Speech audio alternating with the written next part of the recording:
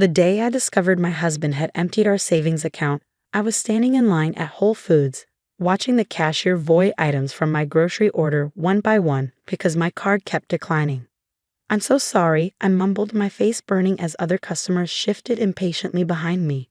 "There must be some mistake. Could you try it again?" The cashier's pitying look only made it worse. I knew my account should have had over $50,000 in it, the remains of my inheritance from Grandma Rose, carefully saved over the past 5 years of marriage. My name is Julia Parker, and that humiliating moment in the grocery store was just the beginning of discovering how thoroughly my husband had betrayed my trust. I'd met Daniel at a charity gala 6 years ago. I was there representing the investment firm where I worked as a junior analyst. He was a rising star at a prestigious law firm. He seemed different from the other lawyers I'd met. Warmer, funnier, more down to earth. When he asked for my number, I gave it without hesitation. Our courtship was a whirlwind. Daniel was charming, attentive, and seemed genuinely interested in my work and opinions. "You're not like other women," he'd say, making me feel special even as something in the back of my mind whispered that this wasn't actually a compliment. We married after a year of dating. The wedding was everything I dreamed of, paid for mostly by my grandmother's inheritance.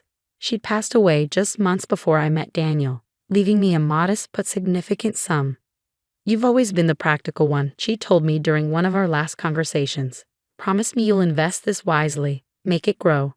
I nodded, holding her frail hand. "I promise, Grandma." And I have been practical. At first, I kept most of the inheritance in a separate savings account, using only a small portion for the wedding and our first home's down payment. Daniel had his own money from his law practice, and we agreed to maintain some financial independence while sharing household expenses. The problem started subtly.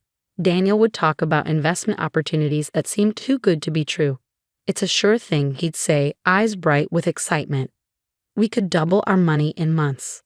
I'd express skepticism, drawing on my financial background to point out the risks. He'd grow defensive, accusing me of not supporting his ambitions.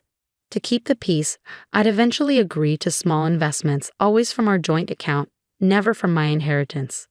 Some of these ventures paid off, feeding his confidence. Others failed, but Daniel always had explanations that shifted blame elsewhere. Still, we were doing well enough that I didn't worry too much. His law practice was thriving, and my career at the investment firm was advancing steadily. Then came the day he discovered online poker. It started innocently enough, a few games in the evening to unwind after work. I didn't think much of it at first. Daniel had always been competitive, and this seemed like a harmless way to channel that energy. But soon he was playing every night, sometimes until dawn. He'd skip dinner, forget appointments, and snap at me if I suggested he take a break. The laptop screen's glow became a constant presence in our bedroom, accompanied by the soft click of keys and occasional muttered curses. "You're working too hard," he'd say when I expressed concern about his late nights. "I'm just having a little fun. Besides, I'm actually pretty good at this." I wanted to believe him. I wanted to trust that my Harvard-educated lawyer husband knew what he was doing. But the signs were there if I'd been willing to see them. The credit card bills started climbing. Small charges at first, $50 here, $100 there, all to online gaming sites, then larger amounts. When I questioned them, Daniel would grow defensive. "I earn good money," he'd say, his voice taking on that edge I'd learned to dread. "I can spend it how I want."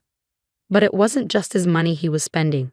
I discovered he'd been moving funds from our joint account to cover his gaming losses.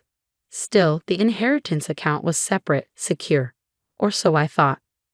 What I didn't know then was that while I'd been working late one night, Daniel had found my banking information. He'd watched me enter my passwords enough times to guess them. And once he had access, the temptation proved too strong. The scene at Whole Foods was just the beginning. When I got home and checked my accounts, I felt physically ill. The inheritance account, my safety net, my promise to Grandma Rose, was empty. Every penny transferred to various gambling sites over the past month. I sat in my car in a Whole Foods parking lot, trying to breathe through the panic. That's when I remembered something that made my hands stop shaking.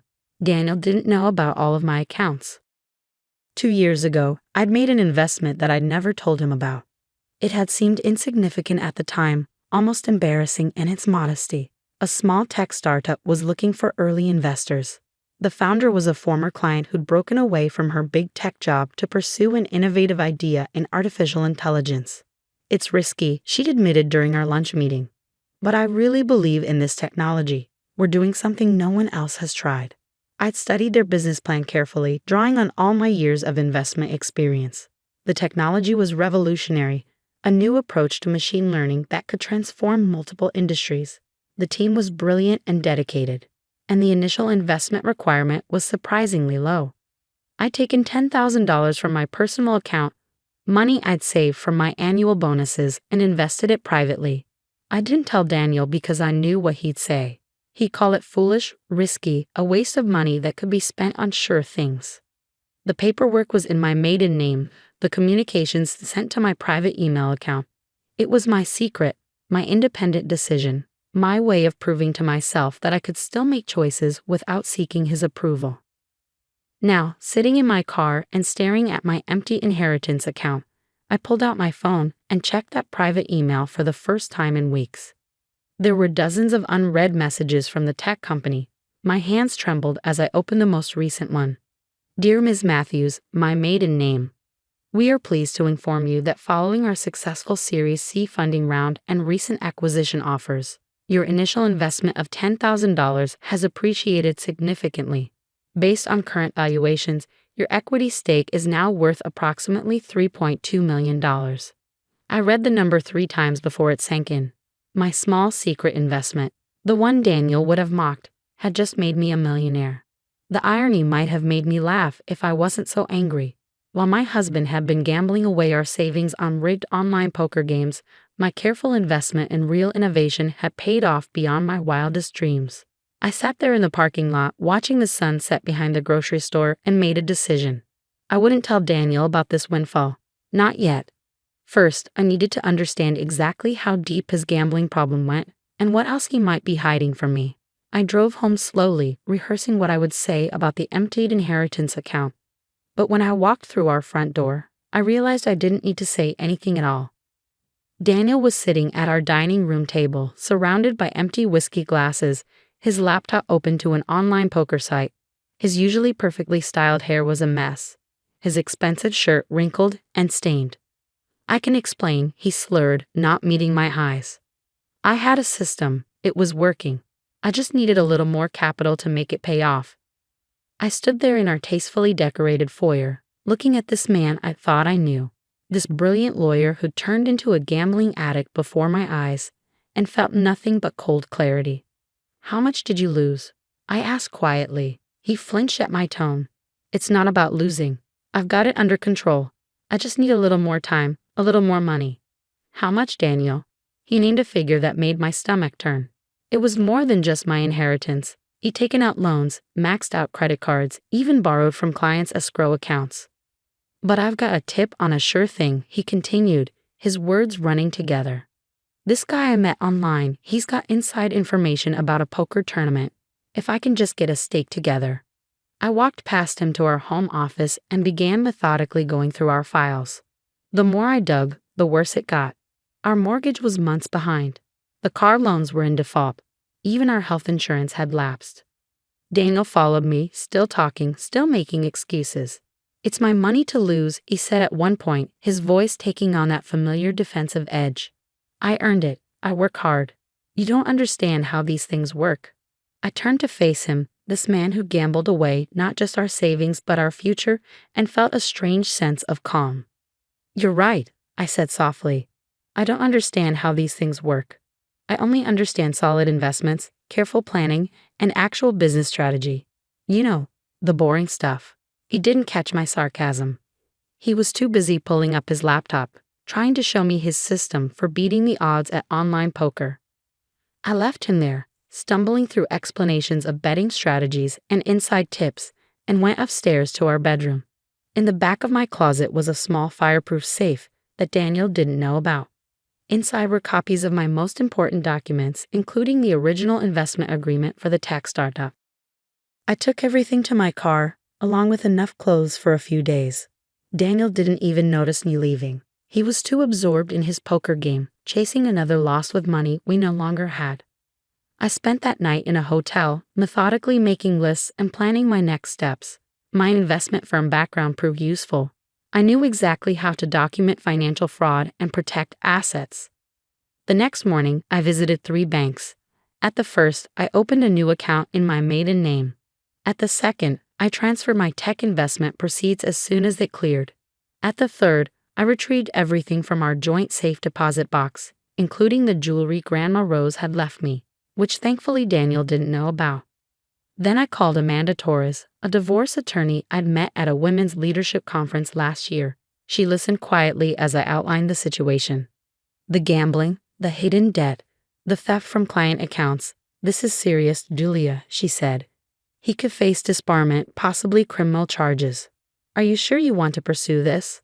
I thought about all the times Daniel had dismissed my financial concerns, had treated my careful planning as a joke, had made decisions about our future without consulting me.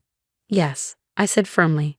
I want everything documented and handled legally. He needs to face the consequences of his actions. Amanda nodded. I'll start the paperwork. In the meantime, don't confront him about anything. Let him think you're still in the dark about the extent of his gambling. We need to protect your assets before he can do any more damage.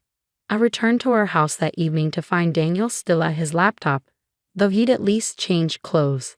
Empty takeout containers littered the kitchen counter. Where were you? He asked, barely looking up from his screen. I tried to use your card for dinner, but it was declined. At work, I lied smoothly. There must be some problem with the bank. I'll check on it tomorrow. He grunted, already absorbed back in his game. I watched him for a moment, this stranger who had replaced my brilliant, ambitious husband, and felt a mix of pity and disgust.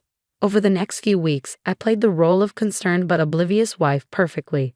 I acted appropriately distressed about our banking problems, while quietly working with Amanda to document every aspect of Daniel's financial misconduct. The evidence was damning. Not only had he emptied our personal accounts, but he'd also misappropriated client funds from his law firm's escrow accounts to cover gambling debts. He'd taken out high-interest loans from questionable sources. He even mortgaged our house a second time by forging my signature. Meanwhile, my secret investment continued to appreciate. The tech company was generating buzz in all the right circles, with major players expressing interest in either acquisition or partnership. Then came the morning I'd been preparing for. I was sitting at our kitchen table when Daniel stumbled downstairs, looking haggard. Julia, he said, his voice rough, we need to talk. There's been some financial difficulties. I took a sip of my coffee. Oh, it's temporary, he rushed to add. Just a cash flow issue. But I need you to do something for me. I need you to take out a loan against your retirement account. I set my cup down carefully. Why? It's complicated. Some investments didn't pan out as expected, but I have a plan to turn it around. There's this high-stakes game tonight. No. The word hung in the air between us. Daniel blinked, as if he'd misheard. What? I said no. I won't give you any more money to gamble away. His face darkened. You don't understand. This is different. I have inside information. Like you had inside information about the last game, and the one before that. How much have you lost, Daniel? Do you even know? He stared at me, realization slowly dawning. You've been checking up on me. Someone had to. Since you clearly lost the ability to distinguish between gambling and investing. It's my money, he shouted, mask finally slipping. I earned it. I have the right to spend it how I want. I pulled out a thick folder and laid it on the table. Actually, it wasn't just your money. You stole my inheritance. You forged my signature. You embezzled from your clients. Would you like to see the documentation? His face went pale as I began laying out papers. Bank statements, loan documents, credit card bills, screenshots of his gambling accounts. How did you? I'm an investment analyst, Daniel. Did you really think I wouldn't figure it out? Did you think I wouldn't keep records? He collapsed into a chair, all the fight draining out of him. I can explain. To me? Or to the Bar Association, because they'll be very interested in what happened to those client accounts. You wouldn't? I already have. I stood up, gathering the documents. The ethics committee received my report this morning. The police should be here soon to discuss the forgery charges. As if on cue, we heard sirens in the distance. Daniel's face crumpled. I'll lose everything, he whispered. My license, my practice, my reputation. You already lost everything. I corrected him. You just didn't know it yet. He looked up at me, desperate now. I'll get help. I'll go to therapy. We can work this out. No, Daniel, we can't. But let me give you one last piece of investment advice. When you're in a hole, stop digging. The police arrived moments later. I watched from our front porch as they led him away, still protesting that he could explain everything. My phone buzzed. An email from the tech company. Another major firm had made an acquisition offer. My investment was now worth close to $5 million. Over the next few months, Daniel's life unraveled exactly as expected. He was disbarred. Criminal charges were filed. Our house went into foreclosure due to his secret second mortgage. But I was prepared. I'd already found a beautiful condo in a quieter part of town. I transferred to a new position at my firm, heading up their tech investment division. Life was moving forward. 6 months after Daniel's arrest, I received a letter from him at his court-mandated rehabilitation facility. I finally understand what happened, he wrote. I got caught up in the thrill of quick wins and forgot about real value. You were right about everything. I don't expect forgiveness, but I want you to know that I regret losing you more than anything else. I folded the letter and slipped it into a drawer. Maybe someday I'd find it in my heart to forgive him. But for now, I had more important things to focus on. My phone rang. The tech company's CEO calling about their upcoming IPO. After hanging up, I sat at my new desk, looking out over the city lights, and opened my grandmother's old jewelry box. Inside was the note she'd left with my inheritance. Remember, dear one, true wealth isn't about quick gains or lucky breaks. It's about patience, wisdom, and believing in real value. Never let anyone tell you your cautious nature is a weakness. In the long game, the careful investor always wins. I smiled, touching her familiar handwriting. You were right, Grandma, about everything. Last week, I saw Daniel's name in the paper. He completed his rehabilitation program and was working as a paralegal at a small firm. Unable to practice law but trying to rebuild his life. The article mentioned he was still paying restitution to his former clients. Meanwhile, the tech company went public. My initial $10,000 investment, the one Daniel would have ridiculed as overly cautious and boring, is now worth over $12 million. I've started a foundation in Grandma Rose's name, providing investment education and support for women leaving financially abusive relationships. We teach them about more than just money. We teach them about value, self-worth, and the power of trusting their own judgment. Sometimes I think about that day in Whole Foods, watching the cashier void my groceries while my card was declined. I remember the shame, the confusion, the helplessness. But mostly, I remember the moment I decided to take control of my own destiny. Daniel's gambling addiction destroyed his life, but it also freed me to build something better. In trying to break me, he only proved what I'd known all along. That slow, steady growth beats quick wins every time. Yesterday, I received another acquisition offer for my stake in the tech company. The number made even my experienced eyes widen. As I sat in my office, calculating potential returns, I thought about how far I'd come from that scared woman in the grocery store. I declined the offer. After all, I've learned the most valuable lesson in both business and life. Sometimes the best investment you can make is in yourself.